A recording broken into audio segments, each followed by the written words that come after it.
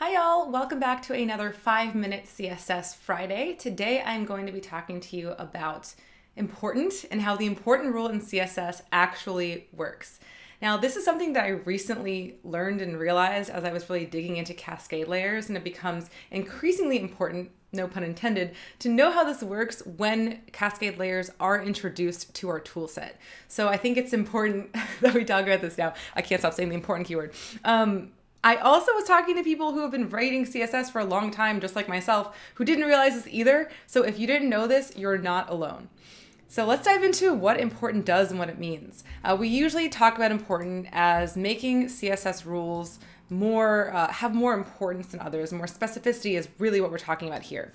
So in this case, I have a header with the class of header, and the header class should be being applied. The color blue, you should see that, but I have important here on this color red. So if I delete that, you'll see that we get the color blue on the header. If I add another rule, so now this H1 is going to be a tag that has lower specificity than both of these selectors, because though it has the same specificity here, it is before it in the style sheet, and the class will have a higher specificity than selector.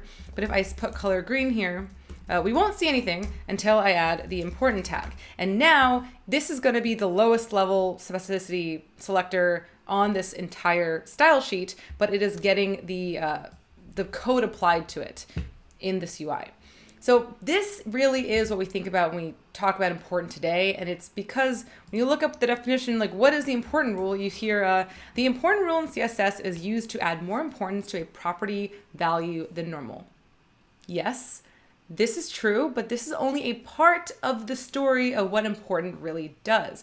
Here, CSS attempts to create a balance of power between author and user style sheets. By default, rules in an author style sheet override those in a user style sheet, which override those in the user agent's default style sheet. To balance this, a declaration can be marked important, which increases its weight in the cascade and inverts the order of precedence. This is the key here. It's inverting the order of precedence. So let's take a step back and look at the bigger picture here. Here's a little diagram on how things cascade from the browser to the user on any given web page. So you have your user agent styles, which is like Chrome or Safari or Firefox, the styles that the browser is sending to the user, so that when you look at a header on a page, or when you're looking at a form control style or a button, it looks like something. It's like some decent HTML only experience. There's some styles being applied there. And the author styles are what you as a developer are writing in CSS that your user will see that you're sending with your web page. So local user styles are often like increasing contrast or font size or other accessibility changes that users want to make. And you can have local styles live and load when you open a browser. And then we have author styles, and author styles are what we work with every single day. Author styles being, your themes and all of your UI. So if we look at it from least specific to most specific, the least specific styles are those user agent styles, the user agent normal styles. Then what's more specific than that is local user overridden styles, so local user normal styles. Then here's the part that we're always talking about, and that is author styles, so developer styles that are base layer. And then important base styles increase the specificity in the cascade to normal base styles. So that makes sense, we're used to that. But then this is where it's an inversion, and I knew this sort of in the back of my head, but I hadn't really thought about it until recently. What's more important than that is local user important styles, and even more important than that, the most specific highest precedence styles are user agent styles with the important tag applied to them. We see this inversion. Now with cascade layers, this becomes even more important. And I talked about cascade layers in my last CSS Friday 5-minute video. And let's just get ready. So with cascade layers, a layered style with @layer is less important than an unlayered style. And this is to make progressive enhancement easier. There are a lot of different reasons why it makes more sense to have layered styles not override your unlayered styles. That could lead to unintended consequences. So with layered styles being less important than unlayered styles, you then have to think about how important works. So a site's normal styles with important are going to be more specific, have more precedence than a site's normal styles, because that's going to increase the importance of that style.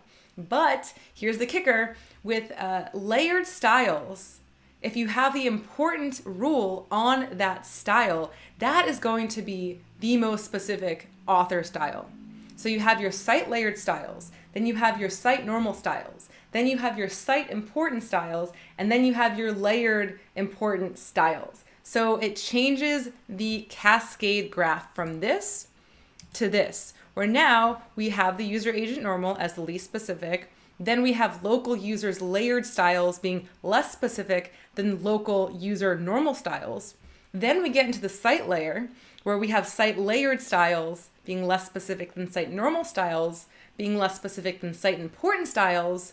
But then layered styles with important are more specific than all of those. So you can actually have styles overwrite your normal styles in a layer if you add the important tag.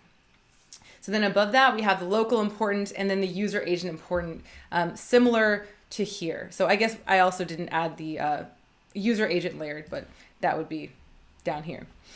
So this is all really cool and interesting and important to know when you're writing cascade layers.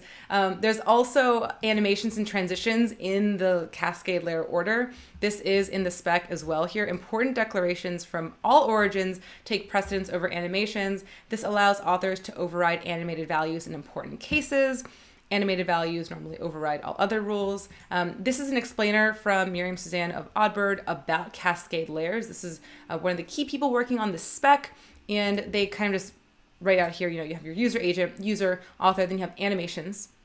Author, important user agent, important transitions. So it is even more complex than I've gone over in this video with the animations and transitions, but these important styles are meant to help override other styles. They do invert importance. It's not just adding importance, it's inverting the importance. So this specifically, the site important and the site layer important, that I think is really important to know, especially if you're using cascade layers. So for more on cascade layers and how that changes the cascade and a demo on it, check out my last video. I hope that this cleared up a couple of things on how important works. It's not just about creating a more important style declaration, it is how it all fits in the cascade.